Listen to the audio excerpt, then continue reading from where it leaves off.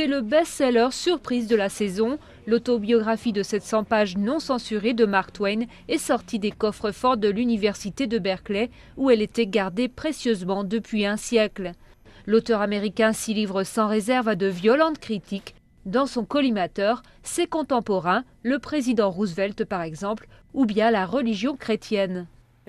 Il y a un trait à retenir de notre chrétienté, c'est qu'elle est mauvaise, sanglante, sans pitié, avide et prédatrice. Notre religion est terrible. À l'époque, ce commentaire aurait été considéré extrêmement choquant.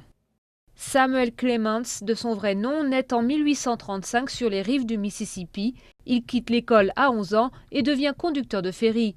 Plus tard, il écrit dans les journaux sur la ruée vers l'or en Californie, puis devient l'auteur génial des aventures d'Huckleberry Finn, considéré par certains comme le plus grand roman américain. Il s'est toujours considéré comme un moraliste masqué, comme il l'a dit un jour. Il encourageait toujours les gens à se remettre en question, à regarder leurs défauts, sans les juger, ni se mettre hors du lot. Dans ce film rare, on voit l'écrivain américain vers la fin de sa vie, lorsqu'il dictait son autobiographie à un sténographe. À l'époque, il demande expressément que le livre ne soit publié que 100 ans après sa mort. Il s'éteint en 1910, à l'âge de 75 ans. La plupart des gens n'ont pas les tripes de dire vraiment ce qu'ils pensent pendant leur vie, à cause des répercussions possibles. Ils seraient rejetés.